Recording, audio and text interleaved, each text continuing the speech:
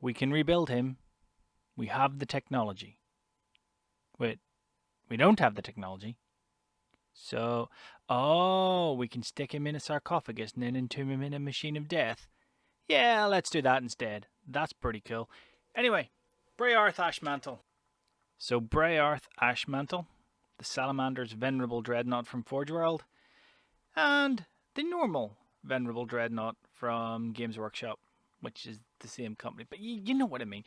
Bray'arth I wanted because Salamanders, real cool, and Toughness 9, Death Machine. But I got him, and then I thought to myself, I wonder if you could run him as just a normal Venerable Dreadnought. And that idea stuck. So what I went ahead and did was bought the Venerable Dreadnought kit as well to see if I could magnetize him. And I'm just going to stop the turntable.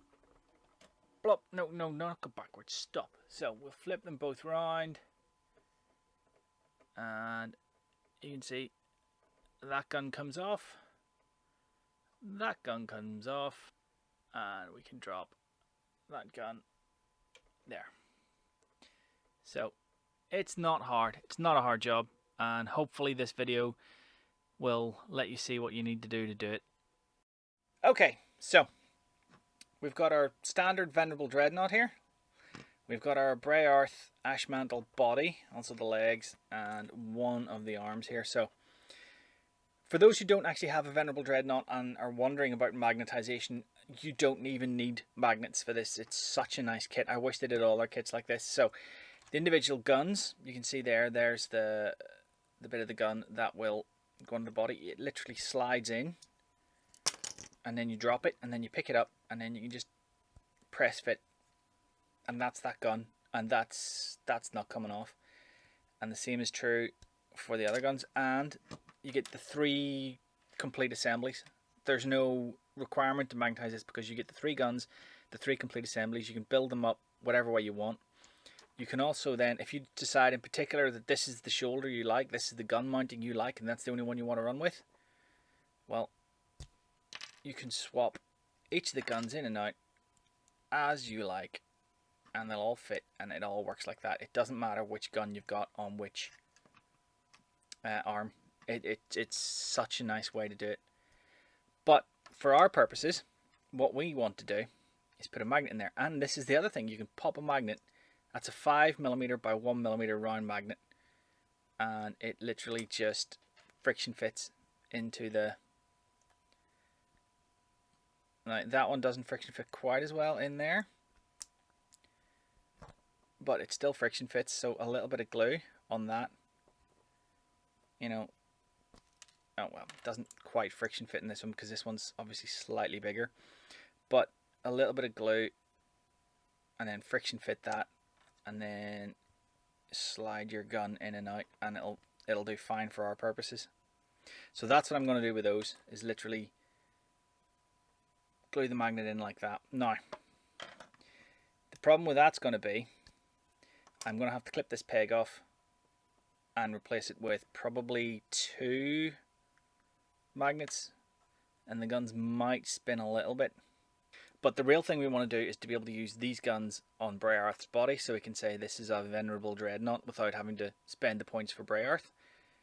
And what we'll need to do is basically cut the pegs as they are off. And there's the arm that would go on them. Now, I did consider drilling through that,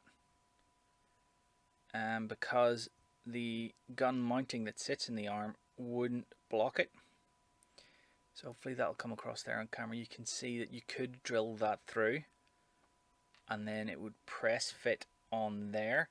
The problem is it's not there we want to press fit, it's here. So we would need to have something, you need to have like a little 5mm plastic rod or something that you've glued on, if you see what I mean, so that then you could press fit on there. That would work, but for the sake of convenience, I'm literally just going to take both the Venerable, this guy, and Bray'arth, and trim the peg flush, and then glue probably 2 magnets.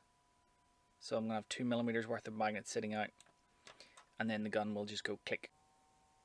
So the first thing we need to do once we've got the arm pegs cut off, is to apply a master magnet.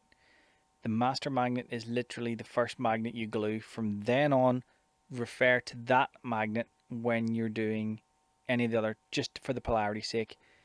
So I'm gluing this on, and then I'm going to do another magnet. There are two magnets in the stack, but only they're not glued together. They're separate magnets. So you'll see in a second when I turn it. Yeah, there are two magnets. So what I do is I take the outside magnet off and put it back on the stack. This is not the right way to do this. You'll see in a second that when I apply glue and I take the whole stack to drop it on, I think I'm being clever. It's really not the right way to do this because it snatches, it's slightly off center, but when the magnet snatches on the glue, for some reason, the glue really likes to go quick. I think it just gets such a thin layer that it sets so quickly.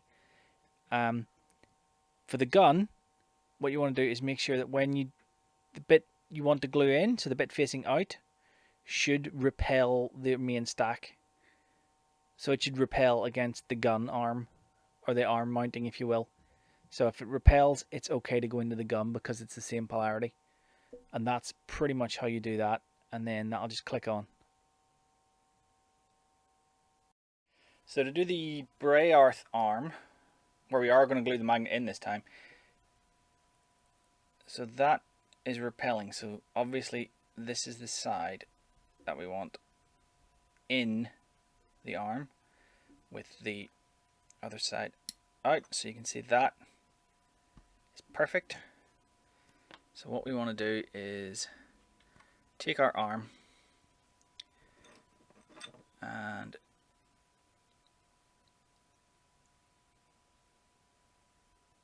don't need a lot of glue, and that just sits flush. I mean, that I didn't pre-test the magnet here because I did that earlier.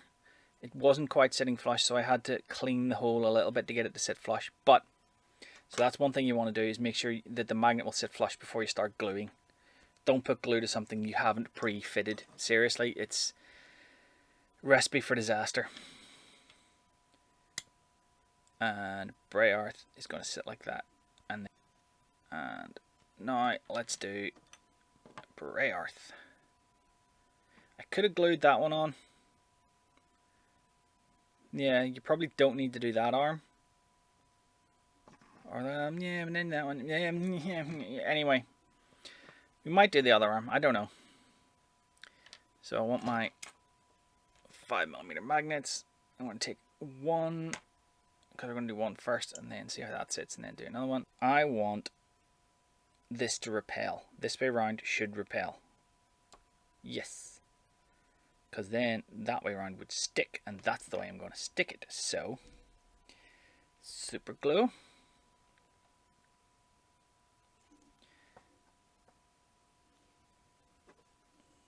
Body.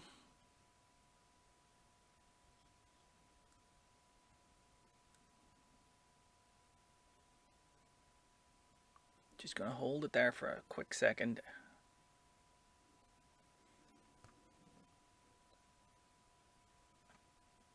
There we go. Now another one.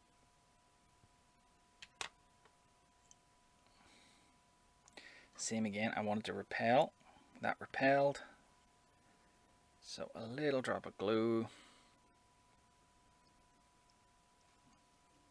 Not too much. So this should, and that's how you do it, to glue a magnet to another magnet. You let the wonderful magnetization force work its lovely charm. So that is that. So that's pretty much all there is to the magnetization of Bray'arth. Really is a fairly simple magnetization job. It's cut the pegs and put magnets in their place. You know, that's pretty much magnetization at the most basic level. You don't even need to drill for this one. Now, you'll notice here on that one of the magnets was taken off. That was deliberate. It didn't fall off.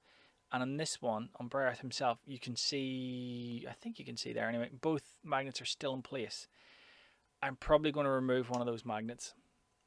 I think the arm is sitting slightly too far out, so I think one of those magnets needs to go.